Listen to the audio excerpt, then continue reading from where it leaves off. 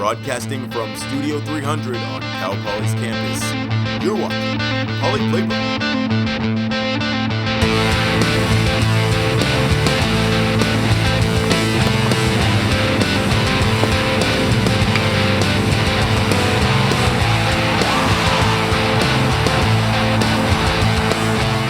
Welcome to this week's edition of Poly Playbook, your Cal Poly Sports Recap show. I'm Denzel Quarterman. Today is Monday, May 19th. This week, the Mustangs have made history yet again, this time on the diamond, and we will have a special guest who will be joining us here on stage. But first, let's get you right into this week's top stories. Back to the diamond, like I was saying, Cal Poly baseball are officially Big West champions. We had our very own Julian Delgadillo out in Northridge for the momentous occasion.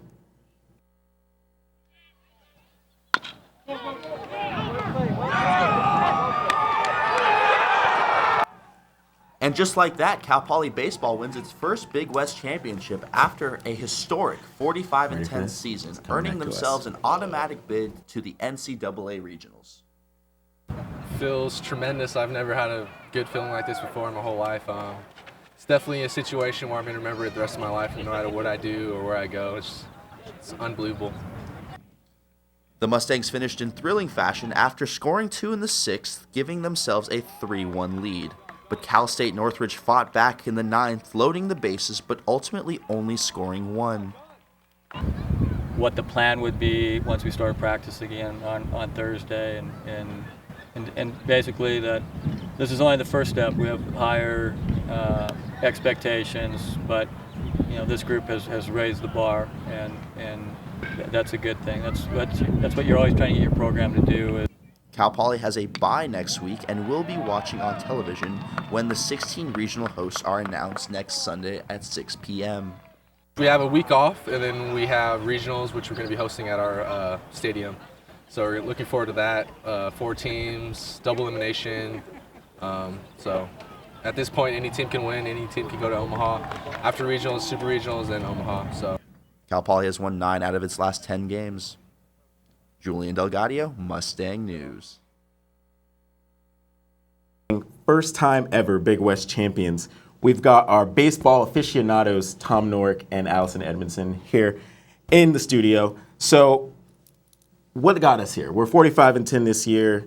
We're ranked nationally in the 4th to 5th range from USA Today and Baseball America. Tell us, what got us here, Tom? Well, like they always say, pitching and defense wins championships. And when you look at the numbers, Cal Poly's 10th in fielding among NCAA teams.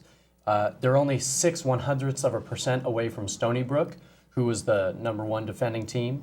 And the Mustang pitchers all have opponent averages under 300, which is stellar.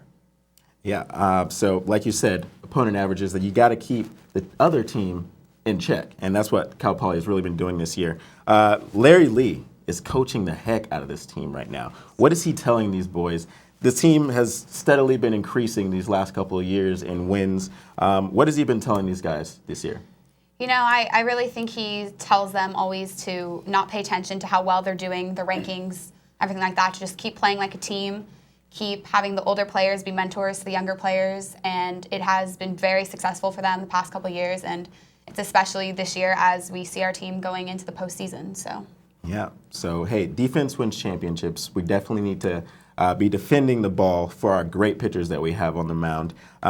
This is our 3rd trip in the last 5 years to regionals. Batting average for our team is 300, and on-base percentage 382, slugging percentage 404. So they've really been getting after it on the offensive side as well.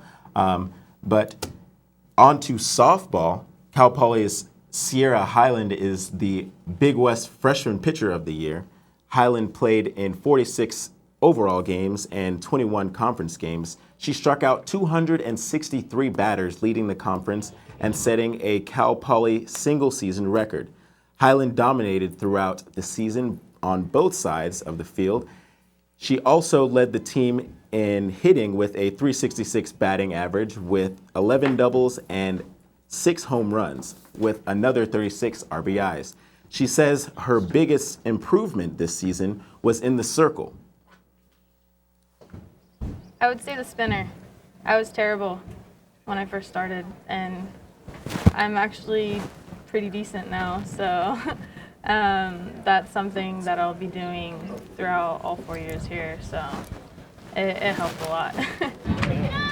Highland says she gained so much information on how to pitch thanks to her pitching coach, Kelsey Barkley. And someone that knows a little bit about Sierra Highland is Kim Westland in the studio. Kim, so let me know. You're a 4-year starter for Cal Poly. How has the team progressed and changed over these years that you've seen? I think with my first couple years here, we struggled, and one thing that as seniors talked about before the beginning of the season is that we needed a culture change, not only with winning, but just within the team, within the coaches, within all of that stuff. So that's something that we focused on a lot, and I think that our camaraderie as a team was really well. We had a great group of freshmen that came in and competed no matter what. So they made us better, we made them better, and I think as it showed, the whole team came together and we really played some good ball this year. Yeah, some great ball. You actually finished quite well, I would say. But let me know, how are you feeling after that last loss there at Riverside? Yeah, that was a tough one. Definitely quiet in the locker room afterwards. Just knowing that, we controlled our own destiny. We had exactly what we wanted to happen with Santa Barbara and Long Beach, and we didn't get the job done. But at the end of the day, where we came from is just incredible. How much we got better throughout the year and stuff like that. And so that's something that we hold on to and can definitely see that this program is going to keep succeeding. Mm-hmm. Now, as you just said, the program is succeeding. Where do you see this team going with all this young talent? As you said to me before, the team's going to be losing some great talent, and yourself included, but you still have some people coming back. You've got Chikachi coming back. You've got Courtney Tyler, Sierra Highland in the circle, who's also killing it in the batter's box as well. Where do you see this team going with all this young talent? This team is ready to compete for the Big West Championship every year now. They've got what we haven't had in a long time, and that's pitching. And Sierra is a great pitcher, just comes out and she just competes no matter what pitch is being called, what pitch she needs to throw. And that's something that the defense can feed off of, and that leads into your offense. So with Emily coming back, she, from her sophomore year to junior year, just killed it. And you couldn't have asked for anything better. She's become such a leader.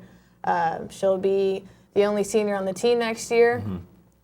So for her to have those freshmen that got experience to help her with that is going to be a big key, because 6 of us seniors had those starting positions. So that's going to be something to fill.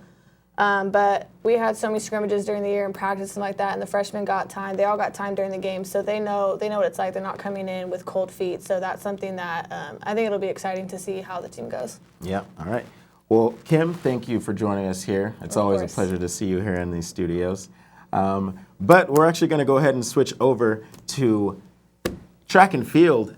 Cal Poly was at the Big West Championship this weekend. Before they actually went out there, we had our very own Giannis out to speak to one of the players. Sprinter AJ Love is already lacing up her spikes and can't help but reminisce of her first time at the tournament. Last year did not go the way that I wanted it to go. Coming from high school, and I was like, I don't really lose, and I get all these medals, and then I got here and it was like, transition. No, people were running me down. A pretty competitive conference promises a thrilling competition for the Mustangs. Coach Williams does his best to prepare the athletes for this weekend and is confident that the girls are in good shape when the Big West is calling. I think it's going exceptionally well, honestly. We came off of a good meet last weekend in Santa Barbara, against Santa Barbara, so that kind of leads us going into the conference.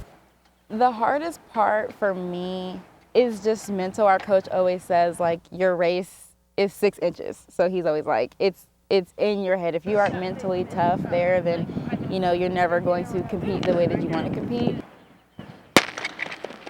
I look forward to what's going to happen in conference. So it should be a lot of fun.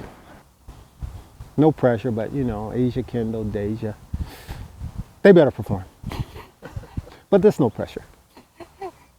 So I'm expecting big things next weekend.